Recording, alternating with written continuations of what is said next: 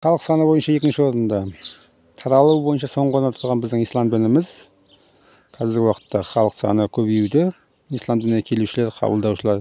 Намаз сен тастап кетпейсің, намаз сені тастап кетуі мүмкін деп. Сол себептен ислам қабылдаушылар емес, исламға келушілер деп айтқан дұрыс шығар. Енді ол жағын комментарий жазып отырасыз, қай жағын айтты деп. Өзіміздің атақты Мұхаммед Али, алғашқы ислам дініне келгендердің бірі чемпион, 3 рет чемпион болғаннан кейін бар, осы ислам дініне келеді. Ислам дініне келгеннен кейін, бірақ өкінішке орай чемпиондық титулдардың бәрін алып қояды. Осы бокс федерациясы Американың.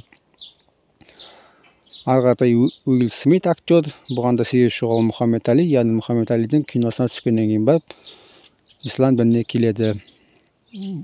Бұл актеріміз негізі былтырғы Рамазан айында осы Құран кітапты толықтай басынан аяғына оқып шығыпты.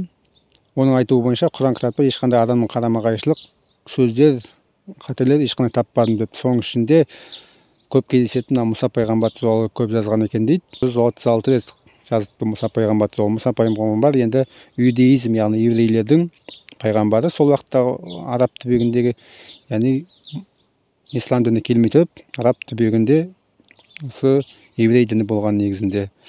Бұны білеміз. Ары қаратай енді Майк Тайсон өкінішке орай қыз ұрлады деп түрмеге түсіп қалады 6 жылға. 6 жылға түрмеге түскеннен кейін бар, осы ислам дінін қабылдайды. Ислам дінін қабылдауының өзінде де осы Мұхаммед Али себепші болады негізінде. 2013 жылы өзіміздің Қазақстанда болған, хаджға да барған, яғни үлкен қажылыққа да парызын өтеп жатыр деуге болады, мұсылмандық. Одан кейін Жан-Ив Кусто, океанолог, мұхит зерттеуші.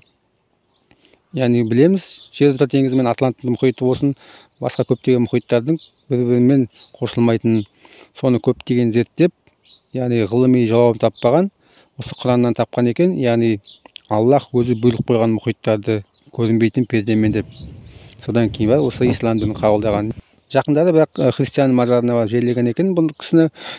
Ары қаратай енді Джанет Джексон, Майкл Джексонның қарындасы катарлық миллиардерге үйленгеннен кейін барып, бұл кісі де ислам дінін қабылдайды. 50 жасында бала көтеріп, дүниеге сәби алып келеді 50 жасында.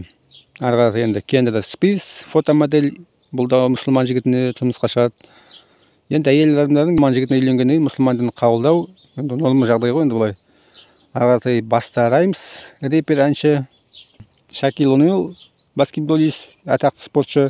Одан кейін Айконды да білеміз, ислам дініне келген, яғни Қазақстанда жақында ғана концерті болды. Ары қаратай енді еуропалық футболшы Франк Рибери, еуропалық атақты. Бұл жігітті енді алжирлік мұсылман әйеліне үйленгеннен кейін барып, осы ислам дінін келіпті. Сонымен бірге өзіміздің көршілес Ресей мемлекетінде де көп бар. Негізі ислам дініне келушілер солардың бірі Сергей Романович. Қазақстанға көшіп келді жақында, менің білуім бойынша. Екінші орында негізінде халық саны бойынша, бірақ алдағы 100 жылдықта сарапшылардың айтуы бойынша бірінші орынға шығады халық саны мен. Яғни қарқынды түрде исламға келушілер көбеюде, физикалық жағынан болсын, яғни бала туу көрсеткіші бойынша. Яғни алдағы уақытта бұйырса 2,5 миллиард боламыз бұйырса.